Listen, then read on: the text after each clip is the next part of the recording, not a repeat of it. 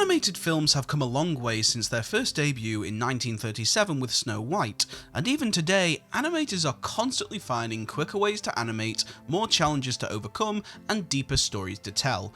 Even though the Emoji Movie came out at the same time as Coco, and people today still wonder, someone got paid to make that goddamn movie. But despite the animated feature films of Pixar and Disney in modern times are visually stunning to look at, Finding Nemo came out in 2003 and is one of the most beautiful animated movies to this day. Also, I remember watching this film as a kid, and Mr. Ray always reminded me of Steve Irwin. And for those who know, should understand why that is an awkward thought these days. Hello, I am the Average Critic, welcome to my series reviews of all the Pixar movies, and I'm going to tell you why Finding Nemo is a visual masterpiece. Let's move on to the music. This was the first Pixar movie to not have Randy Newman compose for this picture, and as much as I am a huge Randy Newman fan, this score is quite simply superior. For Finding Nemo, they still kept the music in the family by getting the cousin of Randy Newman, Thomas Newman. Look, I'm not here to say that either one is better than the other, I will leave that opinion to you, but Randy Newman is known as a singer-songwriter in the early days of his career.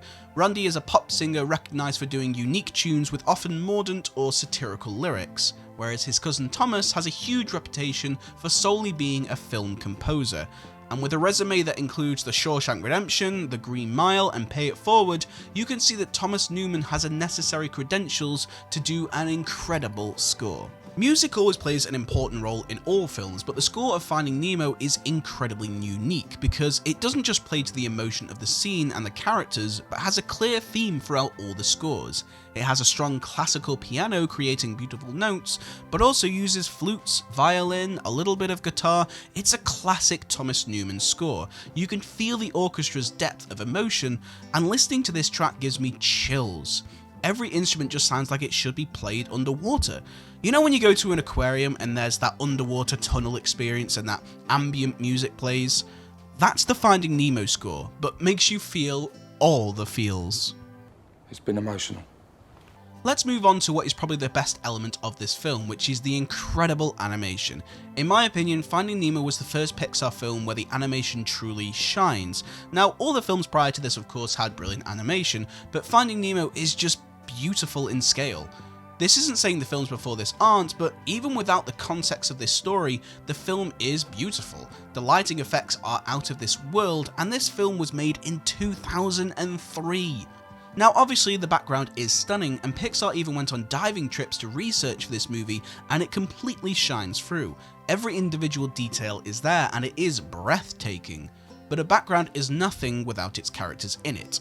This was the first time Pixar had to animate characters that aren't bipedal. Everything in its past two films usually had 2 arms and 2 legs.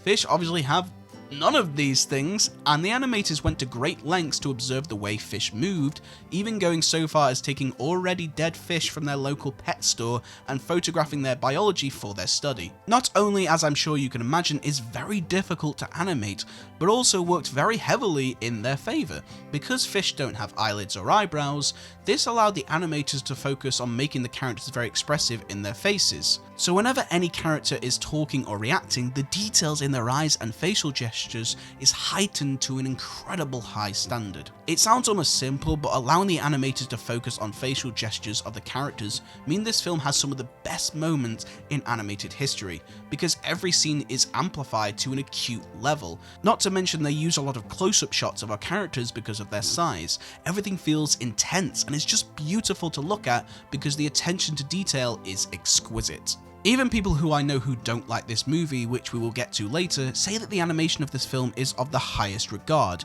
This film definitely has some of the best acting in it, and I'm not talking about the actors. The animators have to do half the work of bringing these characters to life, and by God, it is sublime.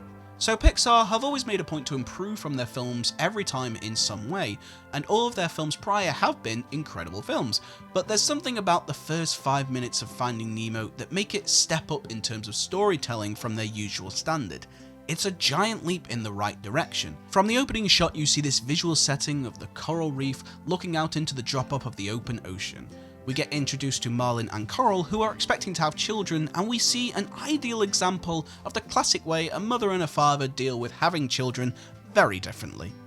We'll name this half Marlin Jr., and then this half Coral Jr. Okay, we're done. I like Nemo. So from the first few seconds, we can see the film is beautiful to look at. There's a nice little character introduction, they're making us giggle along the way, and then I timed it, 3.5 minutes in, boom! Marlin loses the love of his life and all of his kids but one in a barracuda attack. From the get-go, we can see that this film isn't pulling any punches. It gets straight in with what we all know Pixar is, which is being incredibly dark. This scene hits so hard and it comes from nowhere, and you can tell even watching on multiple viewing that the shift in tone of this movie is going to be very different. This film makes me more scared of barracudas than sharks. In fact, in this film, the sharks are hilarious and almost cute. Also, I can't be the only one that does this during the shark scene. The meeting has officially come to order. Let us all say the pledge. I am a nice shark, not a mindless eating machine. If I am to change this image, I must first change myself. Fish are friends, not food. But the story of Finding Nemo is a huge step from even some of the more modern Pixar movies. It's a huge adventure taking place in so many locations, to the reef, to the shark den, to the jellyfish fields. I'm home! I'm home! I'm home! I'm home! I'm home! I'm home! I'm home! I'm home! I'm home! I'm home! I'm home! To the EAC and all the way to the Sydney Harbour.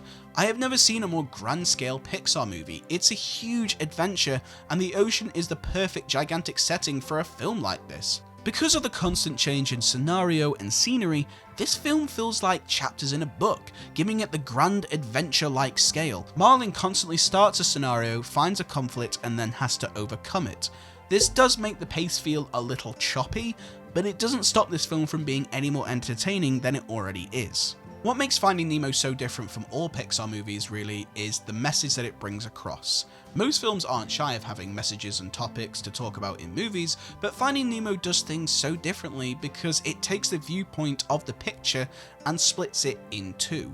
We're used to most messages in film just making a point. Toy Story is about friendship, A Bug's Life is about being different, but Finding Nemo takes its message about parenthood and will have a different meaning depending on your age and role. Parents will watch the film from the eyes of Marlin, about a struggling father who will do anything for his son and needs to understand that kids grow up, and even though he might not think his son is ready, he needs to trust his son can look after himself and move on. Whereas the kids obviously see it from the eyes of Nemo, that parents are just being protective and the frustration of trying to get your parents to trust you, and that growing up again is just a part of life.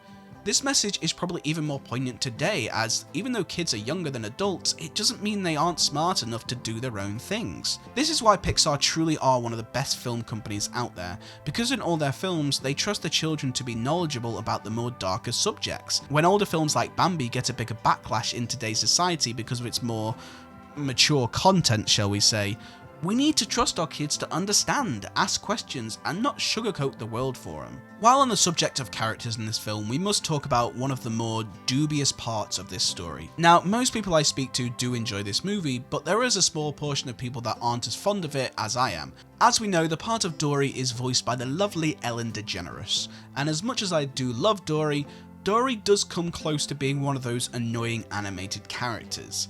In my opinion, what makes her bearable is because as much as she is arguably annoying, her motivations and her heart is always in the right place. And with the connection to the story, she is actually crucial to helping Marlin become a better father to Nemo.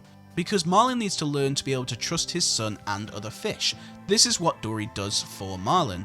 I think it's summed up perfectly during the whale sequence when Dory asks Marlin to let go, telling him everything will be okay. And then Marlin asks, How do you know? How do you know something bad isn't gonna happen? I don't! and I love this line because it's thrown away as a piece of comedy, but is actually another great life lesson of trusting your instincts and others, even if you don't know the outcome. But as much as I do enjoy Dory as a character, I can understand people's frustration with her. It doesn't help that she is voiced by someone who I like to call a Marmite person, which is the idea that most people will love or hate this person. Most of the time these people are comedians or presenters. Another thing I noticed when rewatching this movie is because you are constantly switching back and forth between Marlin and Nemo, is that there is almost two films going on that happen to overlap. This isn't necessarily a bad thing, but the tone of the film can shift sometimes between telling Nemo's story and Marlin's. Again, this isn't a bad way of storytelling, it just means the audience have to remember they are being shown two different narratives. Whenever we go back to Marlin and Dory from Nemo, we have to remind ourselves where we were when we last saw them on screen. More than adding to my point of this film feeling like chapters in a book, because every scene finishes with its own mini conclusion. Marlin and Dory get surrounded by jellyfish, they find a way out, and they escape, end of scene. We then cut to Nemo and have a scene with him, and then cut back to Marlin who is with the turtles. He has to ride the EAC with the turtles, he gets off, says goodbye, end of scene. Whether you like this style of storytelling or not, it certainly gives the story an adventurous-like approach. So is this film my favourite story? No, it isn't. Compared to the likes of others, I do feel it to be weaker, despite having an incredible depth. But Finding Nemo came out when Pixar really showed their stories to become dark, more mature, and allows its audience to become more diverse. This is a great film that both children and adults can love and understand and come together. But I didn't make this video to talk about its story. The music and animation alone are nothing short of superb. Going from Randy Newman to Thomas Newman really shows the leap Pixar made, and the animation itself is visually stunning. But because the music and animation are backed up by a good enough story and interesting characters, this film is like a beautifully wrapped Christmas present. Your favourite gift you got at Christmas may have been the latest PlayStation to come out, but you have this soft spot of a gift you got of a family picture in a really beautiful frame. That to me sums up Finding Nemo. So with that, this gets my professional rating of 8 out of 10, but it gets my personal rating of 9 out of 10. I can understand why people think this film falls a little flat, and I can even understand why people find Dory a little bit annoying, but it hasn't stopped me from thinking this film is one of the finest pieces of animation ever. So thank you for joining me in this video, I do hope you enjoyed it. If you did, smash that thumbs up button and tune in next week when we're going to be talking about The Incredibles. I am really looking forward to that one. So tell me your opinion on Finding Nemo down below. How much do you like this film? And if you haven't already, don't forget to hit the subscribe button. I do a video every week, so if you like Pixar, be sure to tune in. You can also check out my other Pixar reviews on my channel as well if you're interested. Thank you for joining me, and I'll catch you in the next one.